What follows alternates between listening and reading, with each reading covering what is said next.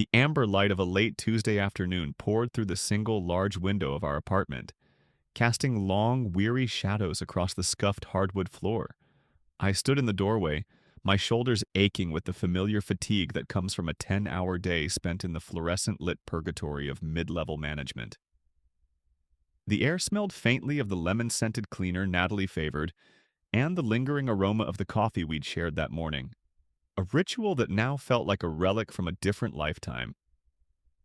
I dropped my heavy leather satchel, the one she'd given me for my birthday 2 years prior, onto the worn Persian rug by the door with a soft thud. The sound echoed in the quiet space, a prelude to the silence that was about to be shattered. Natalie was already home, perched on the edge of our overstuffed dove-gray sofa. She wasn't curled up with a book, nor was she scrolling through her phone. She was sitting with an unnerving stillness, her hands folded primly in her lap. And then I saw it, the expression on her face. It was a peculiar, tight-lipped smile, a carefully constructed mask of benign anticipation. It was the kind of smile people wear when they are about to unload a tremendous burden onto your shoulders, and fully expect you to not only bear its weight, but to thank them for the privilege. My internal alarm system, usually a faint and ignored hum in the back of my mind, began to blare a silent, piercing siren. "You're home later than I thought you'd be," she began, her voice a little too bright, a little too airy. "Traffic was a nightmare on the bridge, just standstill for nearly 40 minutes. I merely grunted in response, shrugging off my suit jacket and draping it over the back of the dining chair. My focus was on the mundane task of unpacking my work bag. Laptop, charger, a half-eaten protein bar. The detritus of a day spent performing a role I no longer found fulfilling, but endured for the sake of our shared future. A future I had, until this very moment, believed we were building together brick by careful brick. "So," she continued, drawing the word out into 2 syllables, "I had a really long talk with my mom today." "Oh yeah," I replied, my attention still half on the spreadsheet I'd been wrestling with. "How's Gloria? Still trying to convince your dad to retire and move to Florida?" "She's fine. They're fine. But that's not really the point of the call." She took a deep, deliberate breath, and I finally stopped what I was doing, sensing the shift in the room's atmosphere. The air grew thick, charged with unspoken words. "It's about melody." Ah, melody. The name itself was like a minor chord in an otherwise major key melody. Natalie's younger sister, 24 years old, a permanent resident of the universe of chaos and perpetual victimhood. I felt a familiar knot of irritation form in my stomach. "She's having a really, really hard time, Alex," Natalie said, her voice adopting a practiced tone of sympathetic concern. "She lost her job again. That makes it—" "What? The sixth one in 2 years?" I turned around slowly, leaning against the cool granite of the kitchen countertop. "I believe so. The tally stands at 2 retail positions. 1 cafe barista, 1 dog walking service, 1 data entry temp job, and now, what was this one?" "Receptionist at a spa," Natalie supplied, her smile unwavering. "Right, receptionist at a spa. The pattern, I must say, is impressively consistent. Hired, a brief period of moderate competence, followed by a rapid decline in attendance, punctuality, and general effort, culminating in termination. It's a cycle she seems uniquely committed to." "That's a really cruel way to put it," Natalie chided, her smile finally faltering for a millisecond. "She's struggling. She has anxiety. The world isn't built for people like her." "The world isn't built for people who refuse to show up for it," I countered, though my voice was gentle. I loved Natalie, and criticizing her family was a minefield I usually tried to avoid. "That sucks, Nat. I'm sorry to hear she's going through that." It was the automatic, expected response. What else does one say? Natalie seized the offered sympathy like a lifeline. "I know, it's just awful. She's completely heartbroken over it. And you know her lease was up on that tiny studio she could never really afford anyway. So I told her she could move in with us." just for a little while, just until she gets back on her feet. The words didn't immediately compute.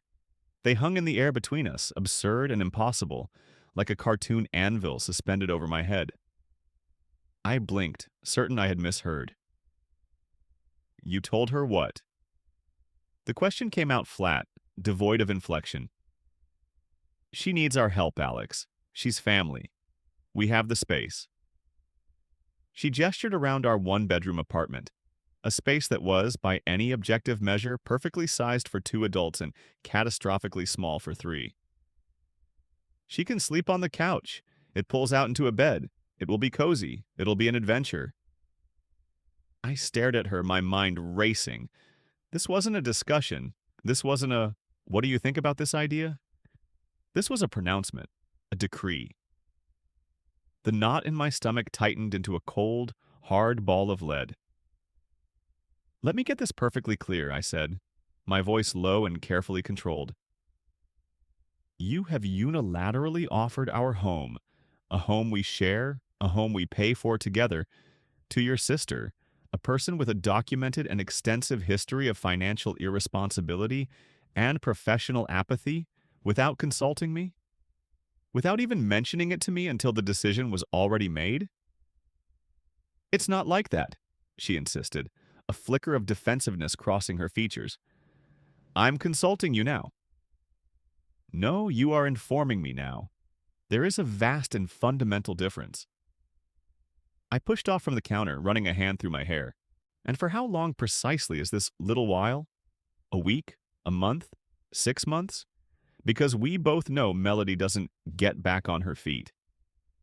She finds a comfortable piece of furniture in someone else's life and becomes a permanent fixture upon it. She lived with your parents until they were forced to literally flee the state and withhold their new address to achieve freedom. What is the exit strategy here, Natalie? She waved a hand dismissively. Just a few months, tops, and you're going to help support her until she finds new work.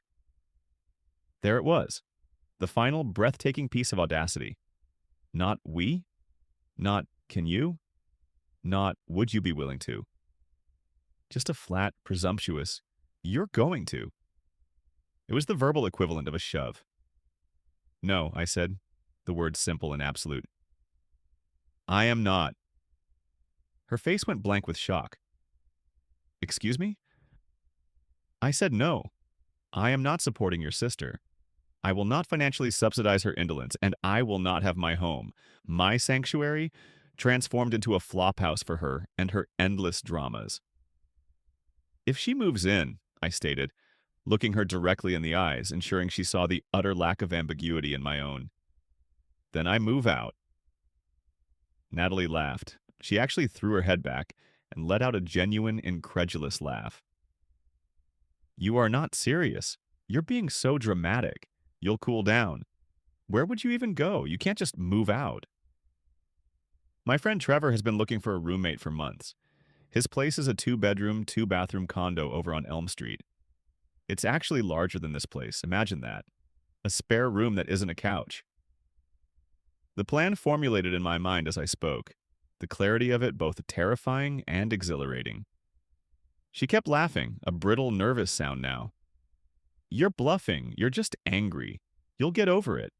Melody is moving in this weekend. It's already decided. The finality in her tone was the nail in the coffin of our 4-year relationship. 2 years living together.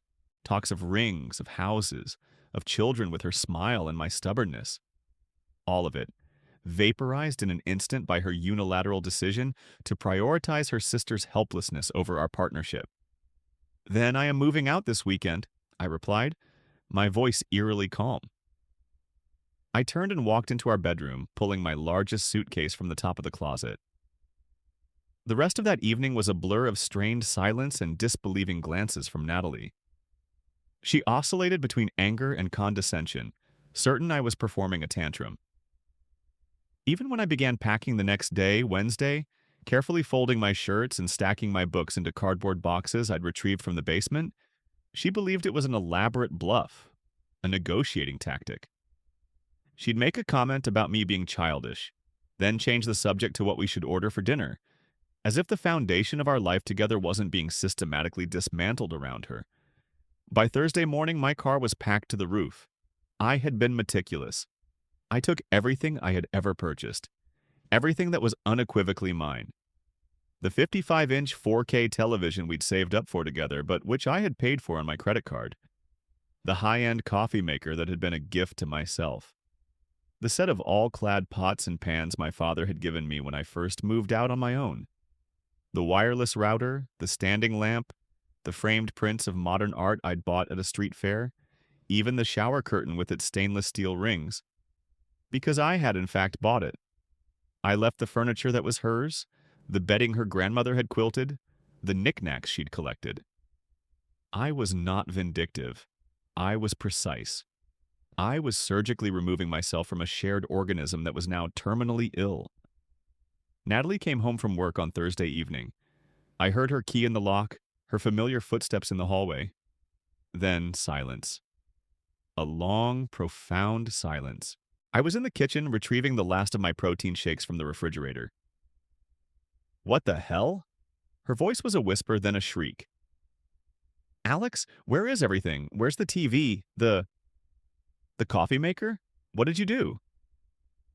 "I took my things," I said, closing the fridge door. "Our things!" she cried, her eyes wide with a dawning, horrifying realization as she scanned the half-empty living room. "No, my things. If you have any questions about ownership, check the receipts. They are all saved in a folder in my email. The television purchase from Best Buy dated April 12th of last year. The coffee maker from Williams-Sonoma, a Christmas gift to myself. It's all very well documented." That's when it hit her. The true financial, logistical weight of my departure. Her face paled. "You can't leave me with the full rent," she breathed, the words barely audible. "Alex, you can't." "You made a unilateral decision about our living situation," I said, hefting my final bag onto my shoulder. "I have made one about mine." "It's $2,100 a month," she wailed, panic seizing her features, twisting them into a mask of fear. "I can't afford that alone. My salary doesn't cover that." A grim, ironic smile touched my lips. "Well, it's a good thing Melody will be here to help out. I'm sure she'll contribute her share once she's back on her feet." The look on her face was priceless. It was a complex portrait of pure terror because she knew, as well as I did, that Melody wouldn't contribute a single red cent. She never had. She never would. "This is insane!" she shouted, tears of frustration welling in her eyes. "You're really ending our relationship over this? Over my sister?" "You ended it," I said softly, with a finality that seemed to suck all the air out of the room. "The moment you decided she was moving in without discussing it with me, you chose her over us. I am simply respecting your choice." I walked out the door then, the sound of her choked sob echoing in the hallway. I didn't look back. I drove to Trevor's modern, clean-smelling condo, where his old roommate had already vacated, and I could assume his lease portion immediately. The room was bigger. The rent was $900 a month, $150 less than my previous share. The silence there was peaceful, not oppressive. The text started on Friday afternoon. "Please, accusations, negotiations. Please come back. We can talk about this. You're being unreasonable. Melody isn't even here yet. How am I supposed to pay rent, Alex?" This is cruel, I didn't respond. She had made her choice. I had made mine. On Saturday, according to the text updates from a mutual friend, Melody arrived. She came with 3 oversized suitcases, no job, no savings, but a bottomless well of expectation. And that, as they say, was when things truly began to get interesting. Update 1. The entitlement paradigm. The level of entitlement I am witnessing from a distance is so staggering it would be comical if it weren't so tragically destructive. I always knew Melody was a piece of work, a master of the art of the mooch, but this is a virtuoso performance. It's next-level audacity. Trevor, bless his soul, has been a prince among men. His place is not just a roof over my head. It's a sanctuary. 2 proper bedrooms, 2 pristine bathrooms, in-unit laundry that doesn't require a roll of quarters and a prayer. And the kicker? The total rent is $1,800. My share is $900, a full $900 less than the total Natalie is now solely responsible for. Trevor is chill, employed, and possesses the revolutionary habit of cleaning up his own messes. It's a revelation. But let me tell you about the escalating circus at my former residence. On Sunday night, my phone lit up with a call from Natalie. She was crying, but not the sad, vulnerable crying of heartbreak. This was the sharp, ragged, angry crying of someone who has just had a bucket of cold reality dumped directly onto their head. She ate everything! Natalie nearly screamed into the phone, her voice trembling with fury. All of it. The groceries I just bought yesterday. The pre-made meals, the snacks, the fancy cheese I was saving. A week's worth of food, gone in one day. And when I confronted her, when I asked her to please go replace what she'd consumed, she just looked at me with these wide, innocent eyes and said she didn't have any money. What am I supposed to do? I took a slow sip of the craft beer Trevor had offered me. Sounds like a roommate problem, I said, my voice neutral. This is your fault, she accused, the vitriol palpable. How precisely is your sister eating your food my fault? Explain the logic to me. If I were still there, she'd be eating my food too. This is not my problem. This is the problem you invited into your home. You vouched for her, you championed her, you own this. The silence on the other end was thick with impotent rage. Then a click. She'd hung up. Monday brought a new front in the war of attrition. Her mother, Gloria. My phone buzzed with a text from a number I hadn't heard from in months. Gloria. What you did to Natalie is disgusting, abandoning her like that. She's heartbroken. You should be ashamed of yourself. I sighed, my fingers hovering over the screen. How to even engage? Me. She chose her sister over our relationship. I respected her choice. She told me family comes first. Gloria. Family does come first. Me. Excellent. Then family can help her pay her rent. I'm sure you and her father can easily cover the $2,100 a month. There was a long pause, then, Gloria. We can't afford that. Me. Neither can I. That's precisely why I removed myself from the situation. Hence my new, more affordable living arrangement. Radio silence after that. The cavalry had been called, and it had promptly retreated. Tuesday was a masterpiece of financial panic. A text from Natalie, a screenshot of her bank app, a balance of $342.11. The text below it, rent is due in 3 weeks. I have most of it from my next paycheck, but I'm short. I need you to help me with rent this month, just this month. Please, I'll pay you back. I stared at the shoesy. With what money, Natalie? I muttered to myself. I typed back, no. The response was instantaneous, a torrent of abuse, selfish, heartless, monster. You're throwing away 4 years over money. My response to every subsequent plea, every name called, every guilt trip attempted, remained a simple, unyielding monument to my resolve. No, Wednesday. The protagonist herself deigned to enter the fray. Melody. A woman I have exchanged perhaps 10 polite, superficial conversations with in 4 years. Her text was a marvel of condescension. Melody. Hey, Alex. Nat's really stressed. I think you're being really immature about this whole situation. We need to talk like adults. Me. I'm not in a situation. I removed myself from it. There is no we. Melody. Natalie says you took stuff that belonged to both of you. That's not cool. Me. I took items I paid for. There's a significant legal and ethical difference. I suggest you look it up. Melody. Well, some of that stuff would really help us out right now. Like the TV. It's really boring here without it. I almost laughed aloud at the sheer, unadulterated gall. Me. Best Buy is having a sale. I saw the flyer. Melody. I don't have money for a TV. Me. Then get a job. Melody. I'm trying. The job market is impossible right now. It's so competitive. Aha, the classic refrain. I decided to test the theory. Me. Funny you should say that. Trevor's company is hiring for customer service reps. Starts at 18 an hour plus full benefits. Want me to send you the link? They're desperate for people. There was a long pause. Then, Melody. What kind of job? Me. Customer service. Phone support. Melody. Ugh. Dealing with people all day? No thanks. That sounds awful. And there it was. The truth, naked and unvarnished. It wasn't that the job market was impossible. It was that she found the very idea of work distasteful.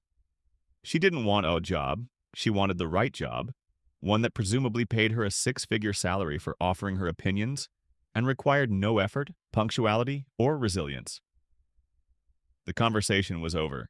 I had my confirmation. Thursday was the day things escalated to my new doorstep. Natalie showed up at Trevor's apartment building. Trevor, being the legend that he is, answered the intercom. She's here for you, man, he said, his eyebrows raised. Looks pissed. I'm not interested, I said, staying firmly planted on the comfortable couch I now contributed to. Trevor nodded, opened the door, and stepped out into the hallway. I could hear the muffled sounds of the conversation. Natalie's voice raised and pleading, then angry. Trevor's voice calm and firm. Ma'am, he said, his tone leaving no room for argument. You made a choice. You chose your sister over him. Choices have consequences. He doesn't wish to speak with you. Please leave the premises before I have to call the police and report you for trespassing. I heard a final, frustrated shout from Natalie, something about me being a coward for not facing her, and then the sound of retreating footsteps. Trevor came back in, locked the door, and shrugged.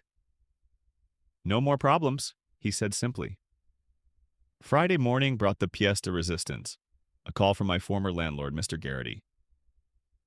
Alex, he said, his voice a low, gravelly rumble. I've got your ex-girlfriend on the line here trying to add you back onto the lease.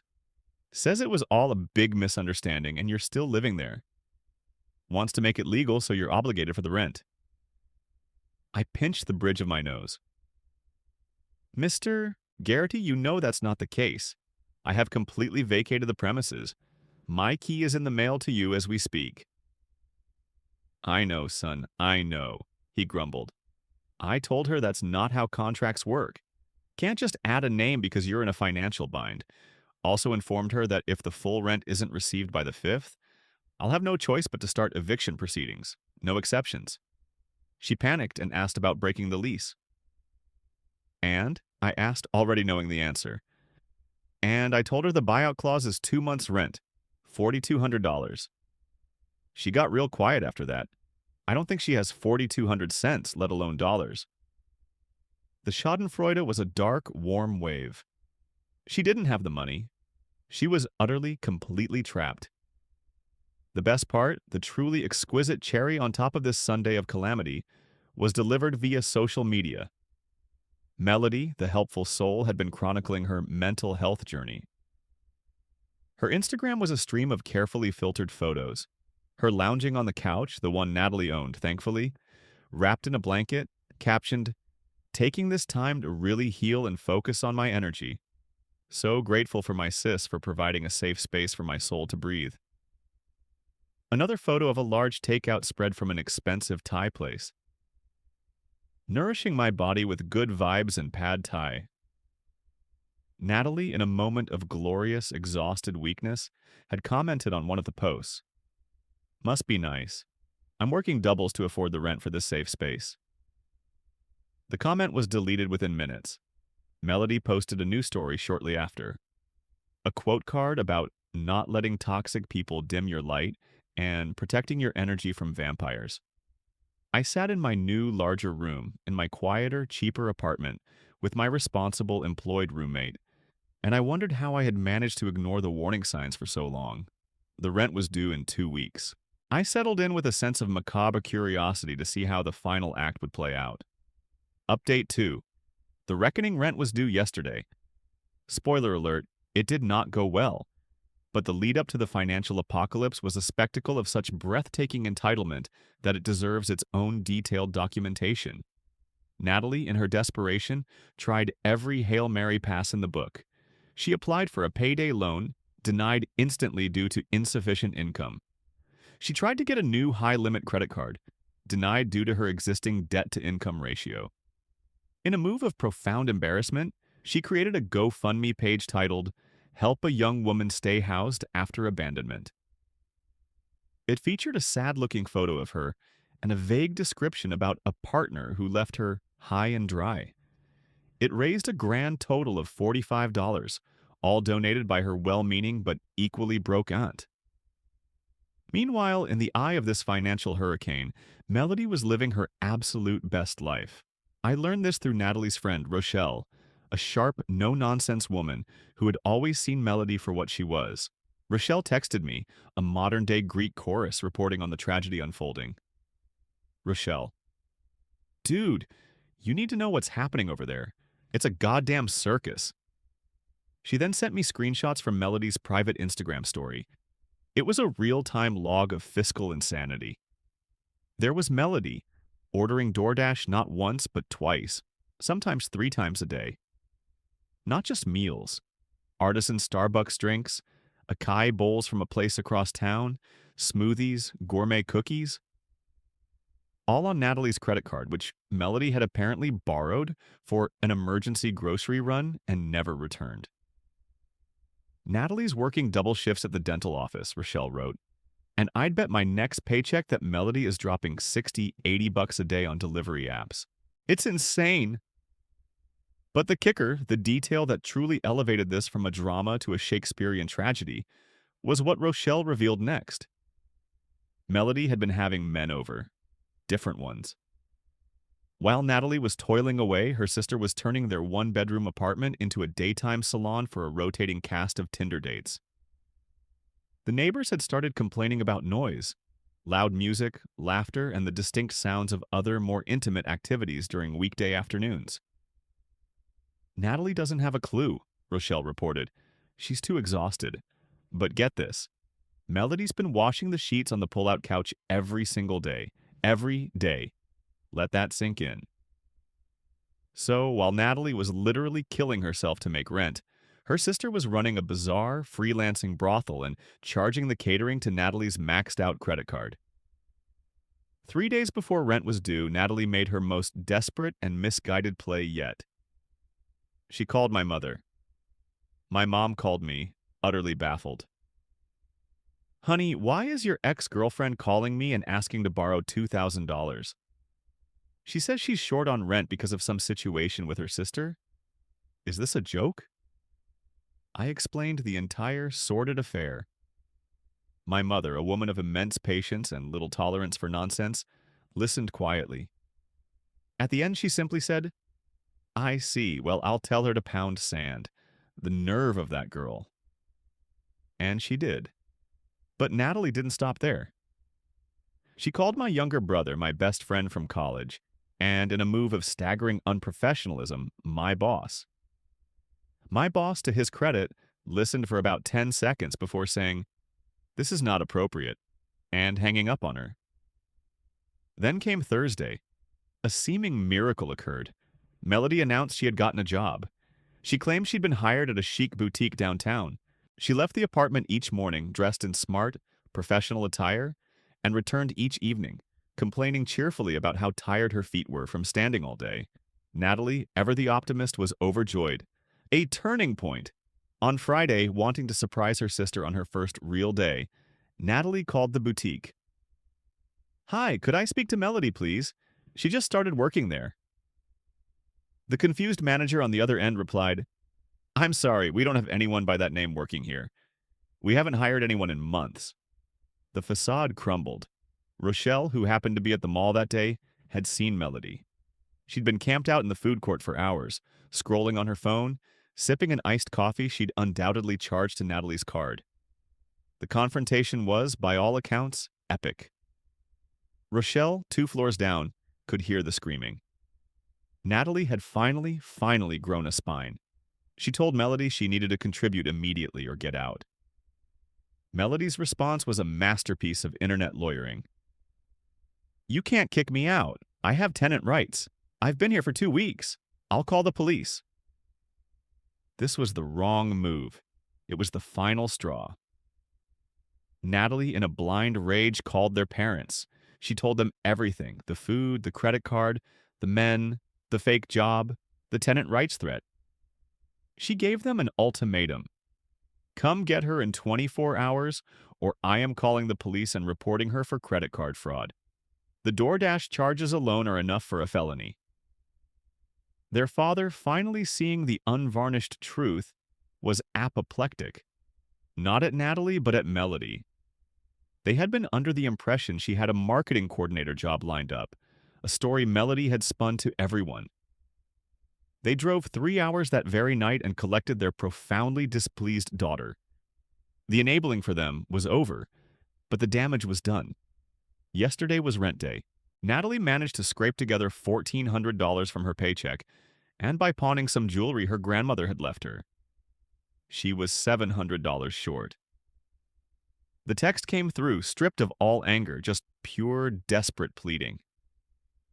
Natalie, I have most of it. I got rid of Melody. She's gone. Can you please just cover the $700 just this once? I will pay you back next month. I swear on my life. I looked at the message for a long time. I felt a pang of something. Pity, perhaps. But it was quickly extinguished by the memory of her voice saying, You're going to help support her. Me. No. Natalie. This is so cruel. We were together for 4 years and you threw it all away. Me. For someone who pretended to have a job to scam you? I didn't know she was lying. Me. You knew she was unemployed when you invited her. You knew her track record. You chose this. The landlord, a man of strict business, had already posted a pay or quit notice on her door. She had 72 hours to come up with the full amount, or the formal eviction process would begin. But the universe, it seems, has a wicked sense of humor. Remember those men Melody was bringing over? One of them, it turned out, had given her a parting gift. Bed bugs. Yes, bed bugs. The building management was alerted when the neighbors in the adjacent unit reported seeing them. An inspection confirmed an infestation originating from Natalie's apartment. The cost for treating the entire floor, as per the lease agreement, would be billed to the tenant if they were found to be the source. The bill, $1,500. Natalie was now $700 short on rent, facing an eviction notice and staring down a $1,500 pest control bill. Her credit cards were utterly maxed out from Melody's DoorDash spree. The final message I received from her was a voice note left late last night. The anger was gone. The defiance was gone. All that was left was a hollow, defeated exhaustion. She was sobbing, the kind of crying that comes from the very depths of a person. I just wanted to help her, she whispered, her voice raw. I didn't think it would end up like this. I'm so sorry. I'm so sorry. I listened to it once. I felt a profound sadness for exactly 3 seconds. Then I remembered the smile on her face as she issued her decree. I remembered the laugh when I said I would leave. Trevor and I are having a housewarming party this weekend. I sent a Snapchat of the new 65-inch 4K television I bought for my new room. I got a great deal. It was petty. It was deeply, profoundly satisfying. Rochelle texted me this morning. Natalie is moving back in with her parents. The eviction is proceeding. Her credit score is in the toilet. And Melody?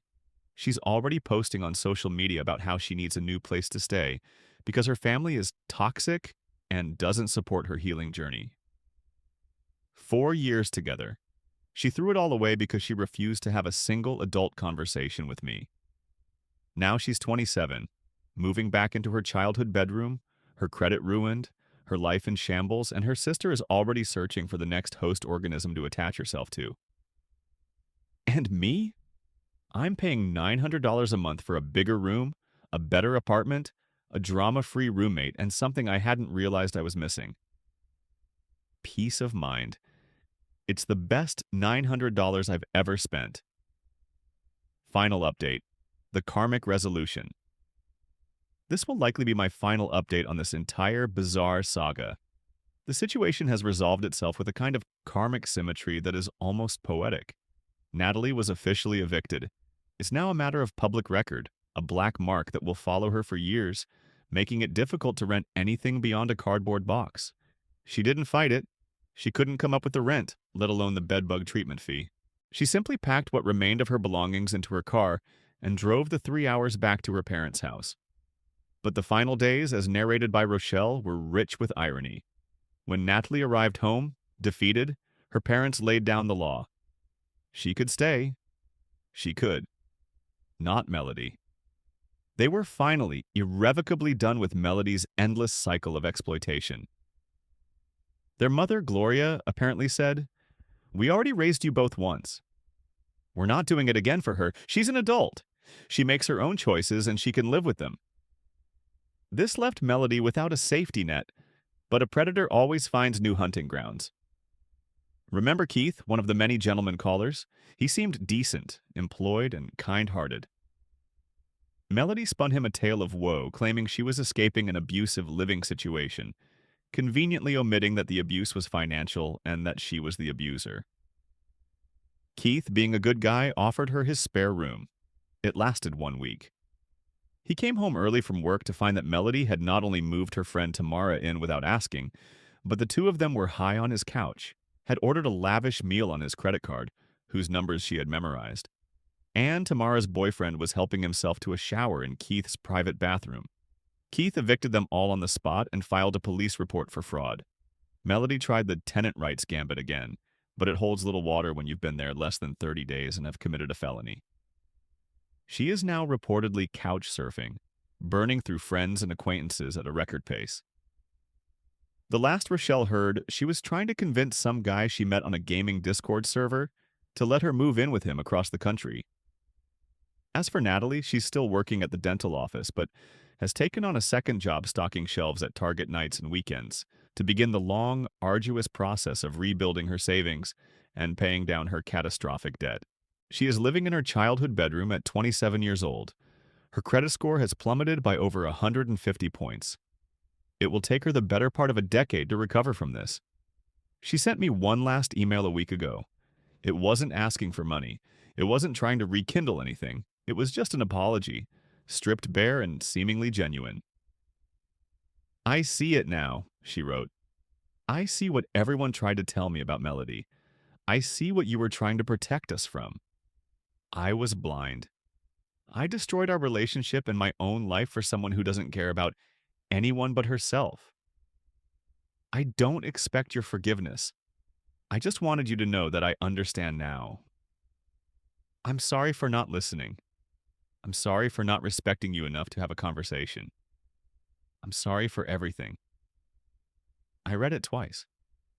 I felt a quiet sadness for the person she used to be, for the future we had planned. But I did not respond. There was nothing left to say. Some lessons are so painful, so fundamental, that they must be learned through experience alone. My response would have been a form of closure she needed to find for herself. The most unexpected twist came through Rochelle. Natalie's parents had reached out to her to pass a message to me. They wanted to thank me. Thank me for having the backbone to do what they should have done years ago. Refuse to enable Melody. My leaving was the catalyst, the wake-up call that forced everyone to see the situation without the distorting lens of family obligation. Gloria said, "We spent so many years making excuses for her, cleaning up her messes. You refusing to play along made us realize we were the problem. We were her enablers." They have all finally cut Melody off completely. And the final beautiful piece of irony? Remember that customer service job at Trevor's company that Melody turned her nose up at? I mentioned the opening to a woman I know from my gym, Laura. She's sharp, funny, and fiercely independent. She applied, aced the interview, and got hired. We've been talking, slowly, cautiously. She sends me memes about terrible roommates, which feels like a weird form of therapy. She has her own apartment, her own car, her own life. And last week, when I had a slight cold, she texted to ask how I was feeling. An hour later, she showed up at my door, left a container of homemade chicken soup and a box of tissues on the mat, texted, "Delivery for the infirm. Didn't want to get sick. Feel better," and left. It was a simple act of basic human decency. It felt revolutionary. The apartment Natalie and I shared has been re-rented. The new tenants are a nice older couple who both work from home. They can easily afford the rent because, in a wild and novel concept, they both contribute to their shared expenses. Rochelle said Natalie cried when she drove by and saw them moving their furniture in. I won't lie and say I feel nothing for Natalie. 4 years is a significant chunk of a life. She wasn't a malicious person. She was a weak one, hopelessly enmeshed in her family's dynamic of obligation and guilt. But she made her choices. She chose her sister over our partnership. She chose enabling over respect. She chose to make a unilateral decision about our shared life. And now she is living with the consequences, literally residing in them in her parents' house, likely for years to come. As for me, I am thriving. I have a better living situation, more financial stability, zero drama, and the budding potential of something healthy and new with someone who understands accountability. The ultimate lesson here is profound in its simplicity. When someone tells you that you are going to help support someone you never agreed to support, the correct response is not negotiation. It is not anger. It is a simple, firm, non-negotiable no. The best revenge isn't about getting even. It's about refusing to participate in someone else's self-created disaster and having the peace of mind to watch from a distance as the laws of cause and effect do their inevitable work. I trusted my gut. I walked away. It was the best decision I've ever made. Peace out.